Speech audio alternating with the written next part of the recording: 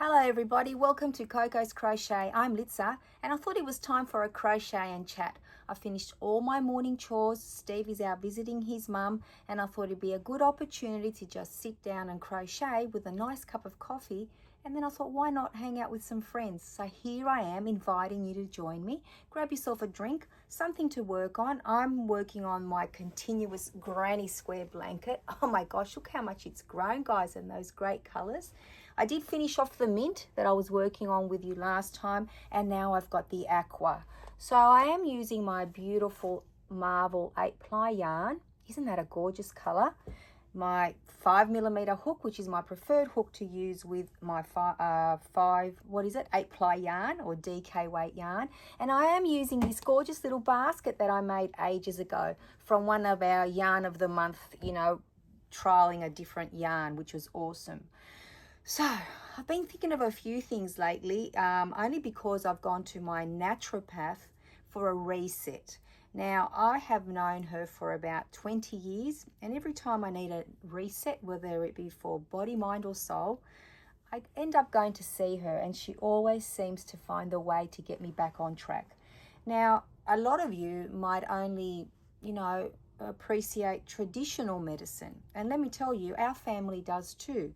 There is a place, I think, for traditional medicine and for natural therapies. So I look at it this way. Here is traditional medicine, here is natural therapies, and they meet there in the middle.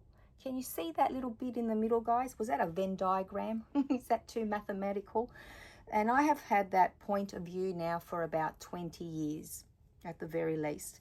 So you might be wondering, well, what led you to that, Litza? To have a combination of, your GP and, specialists looking after you in traditional medicine, and then combining it with natural therapies, because something must have led me there, right, guys?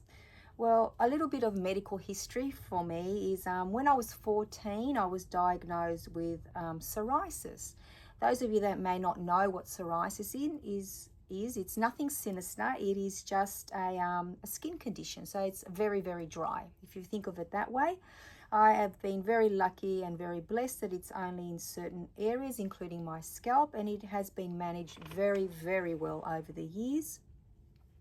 But one of the causes for flare-ups is sometimes the cold weather or the humidity, stress. Unfortunately, they use stress as a trigger for pretty much everything, right, guys? So when I was younger, I do remember my parents, after the diagnosis came through the GP and, maybe probably a dermatologist at the time, that was quite a while ago for me, but I'm tapping into my memory bank. Then I remember my parents sending me into the city on the bus. I was about 15 at the time, to see a trichologist. Now what she would do, she would make a paste, and there was a very strong tar smell in there, and she would massage it into my scalp and sit me in front of a lamp. I guess that mimicked the sun's rays, and I would sit there in her office for a good half hour or so, and then travel on the bus with greasy hair, not worrying back then, because your parents told you to do that and it was the right thing, and nobody ever pointed me out or embarrassed me, which was great, on the public transport.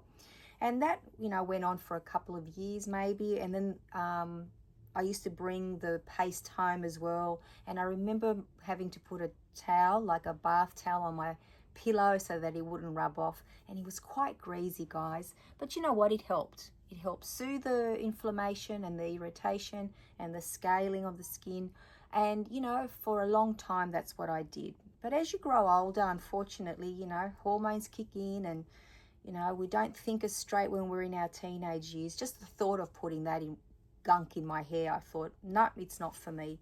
So then we went back to the doctors and they gave me a scalp lotion, which is steroid based, so it's not ideal, and you do use it only when you have a flare up. So I continue to use that over the time. So as time goes on now, I'm older, I'm in my 20s, I get married and I have a baby. My daughter, I was 26 years old when I was pregnant to her, and I had her just before my 27th birthday. And then I remember waking up and my hands were so sore. and everything ached. And of course you put it down to being a new mum, having a baby to run around for, not much sleep, you know, carrying heavy things and what have you. But as the pain progressed and got worse over the next few weeks, I decided that I might have to go and see my doctor. Now, I had so much trust and faith in my doctor, Dr. Allison. We still talk about her to this very day. She was our doctor for, if I say 30 years, I'm talking about my grown-up years now, so not when I was a child. And I really trusted her, and she said, it sounds like you might have arthritis. I said, oh, how does that happen? She said it's a secondary disease, for want of a better word, to psoriasis. So if you get psoriasis, more than likely sometime in your lifetime you will get arthritis. So off we went to see a specialist, a rheumatoid specialist, I think they're known as. So I was about 27 and a bit years old. And for 10 years, I relied on him without even thinking twice, because imagine, I was a young mum, very, very busy, going between one divorce to a second marriage that wasn't great.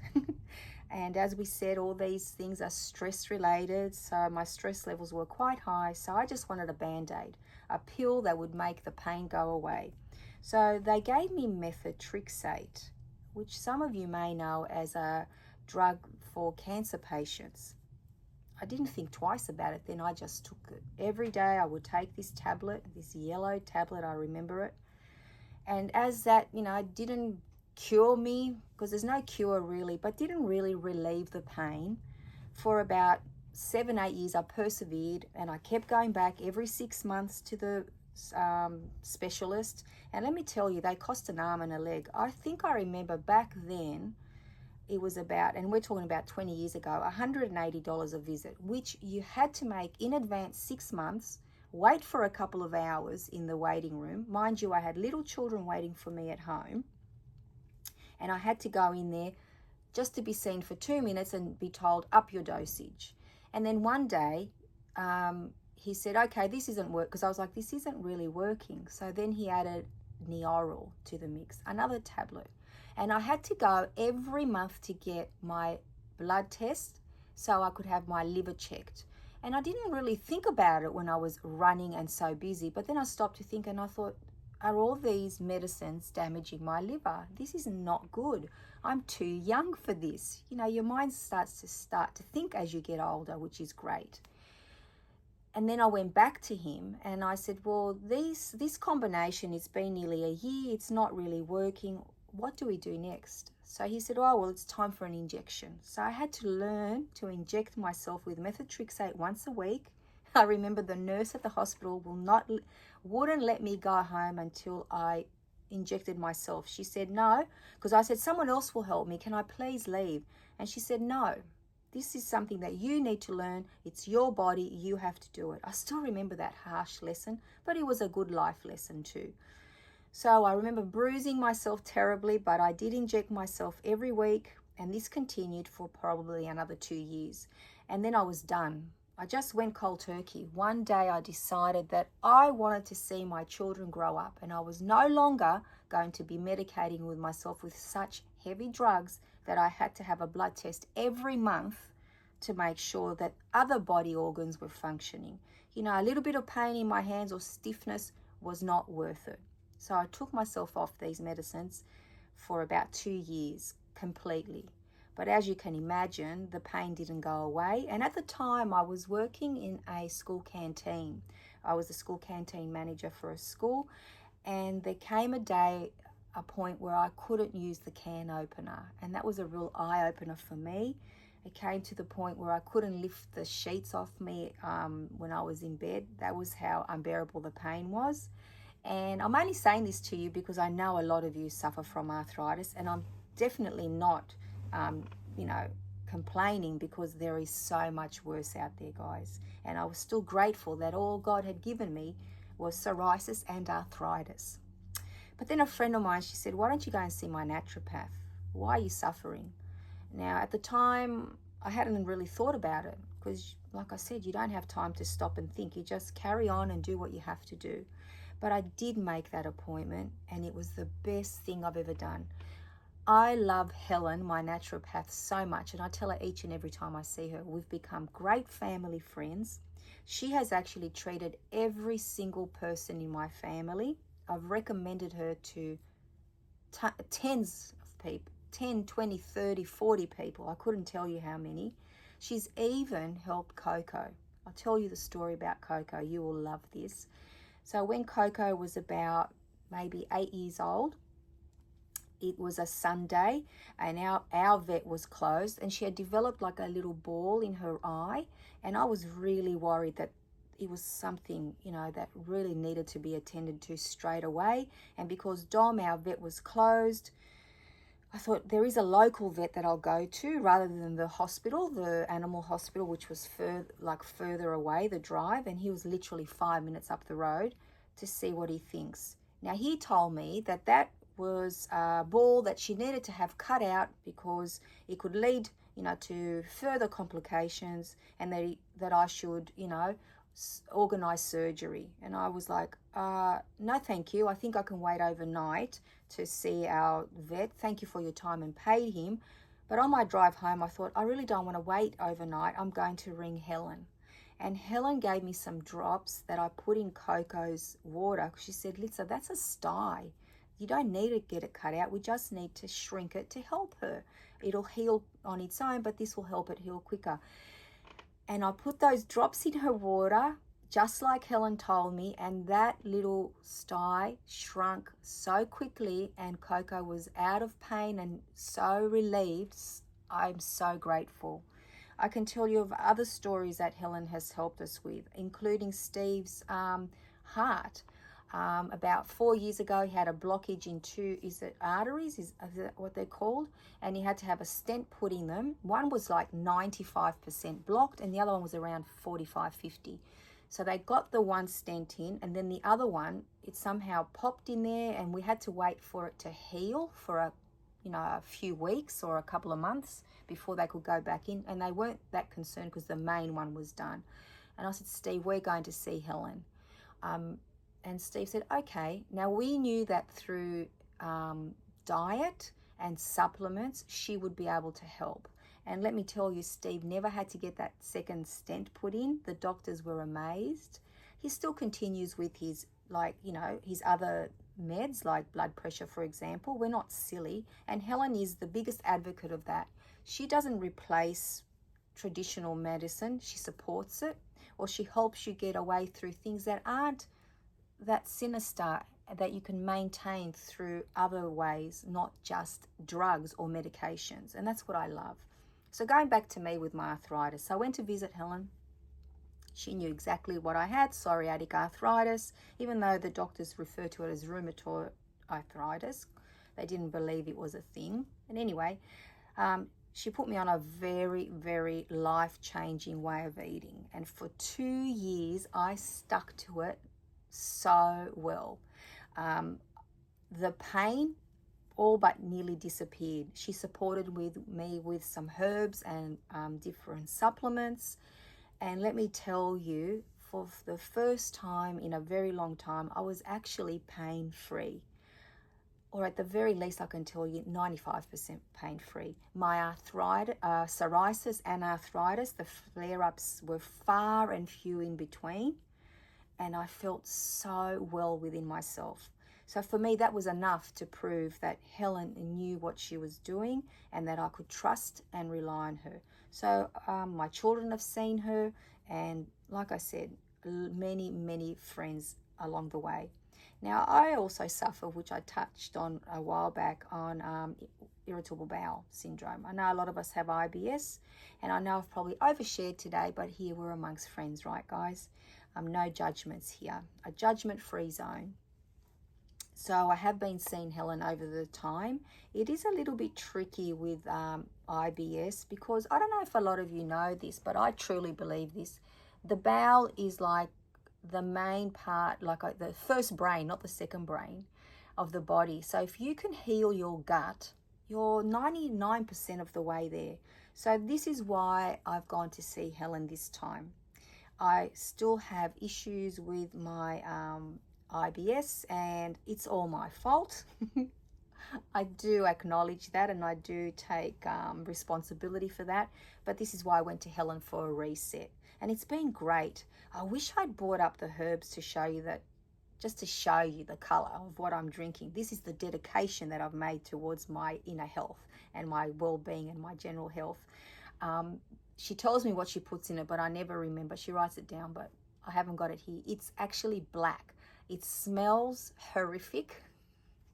You need to take a shot of it. So about 2.5 mils with, double the amount of water, and just scull it. If you don't do that, you'll overthink it. I've been known to hold my nose at times, and there's another powder that I have to have with some water. And it's been 3 weeks, guys, and I have to say that I've noticed about 2 kilos of bloating has disappeared. I know that's way too much information, but I just wanted to share that with you. So if you've ever considered natural therapies, naturopath, homeopath, there are so many out there. She can read your eyes as well and your tongue. I think she is amazing. And what I love about Helen is that when you do a blood test, because you do a blood test to see her as well, traditional medicine has us doing that, she reads it differently. So it just amazes me. Like I said, the Venn diagram, is that what it is? That's where they meet. In the middle there, guys. That little section there is the only part that they agree on, traditional and natural remedies. So I thought, while I'm seeing Helen, I'd share that with you because it's very fresh on my mind. I do have to take the herbs and the powder twice a day, morning and night. Some days it's a struggle, and I have admitted that to her. I take it once a day, and that's okay, she said. It's better than none, and we have to live life as well. Sometimes if we're out, we don't have an opportunity to take it at a certain time, and she doesn't expect me to take it before I go to bed. I am going for a follow-up visit next week, next Thursday afternoon, and I am looking forward to, letting her know about my progress. So, I'll keep you updated as well how I travel, but I do think that I need to, stay on this course of maintenance this time for a little bit longer, because I have started to see the results, guys, and I'm so excited. Now, what I'm curious about is how many of you actually visit a practitioner other than traditional medicines? And what are they? Are they naturopaths or homeopaths, or, is it iridologists? Or who do you see? I'm so curious, and I would love to know, because there is so much out there that we don't know about and we haven't tapped into. I love, for example, going to get acupuncture. I feel that it really does help me. I don't enjoy physio as much, and I certainly do not enjoy chiropractors. I have been in the past, and they terrify me. But that's just me, guys. You might find them to be the best thing ever. So, please share with us, if you choose to, your experiences over the years, and if you feel the same, or if you think one or the other is just a quack. I do not like that term, but it does make me laugh. Anyway, so that's pretty much what I wanted to share with you today, because it has been, something that I've been working on, this whole journey that I'm on this year, balancing my life, body, mind, and soul. I know some of you are doing the same, which is wonderful. This is actually a big part of it. Getting my gut health right, I think it will reset a lot of things that I'm feeling. So I'm very excited about that. And Helen is also dealing with a few other things, which maybe I will talk to you about in the future, if I'm not oversharing, of course. So I did manage to get a little bit of crochet in amongst all that chatting, because I love to chat. I wonder if you've had opportunity to work on something that, you've been working on for a long time, because this is going to be a blanket that is going towards my charity drive. And if for any reason I don't have it finished before the end of April this year, I will definitely be donating at a later date. Although I must say, I am loving this blanket so much. I never thought I'd love making a scrap blanket as much as I have with this one. And I have Judy at Peace Witchcrafts to thank for that, because this is her advent cal from last year. I'm nearly there, Judy. Only a few more rounds to go, different colors. I think there's 3 more colors. Let me grab my list here. So where are we at?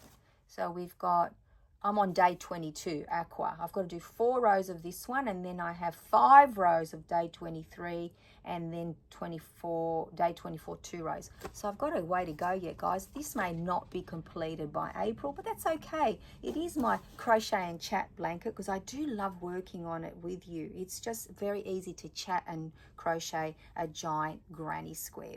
So let us know also in the comments down below, what have you been working on? Is it a long time sleeping whip or a current make? Always get very excited. You know, we might just have to add something else to our crochet to-do list. Let's be real, that is always growing, right guys? So I'm going to say goodbye for now. I'm going to finish off my cup of coffee, pack up my crochet, maybe do a little bit more. It was a nice short and sweet one today, and I hope you're all keeping well. It is the end of the, not the end of the day, it's the middle of my day here. I've still got a little bit of cooking to do, which is going to be fun. I've had conversations with the kids, so I've caught up with them. And that's pretty much it for now, guys. Until I see you all very, very soon, take care, everyone. Bye-bye for now.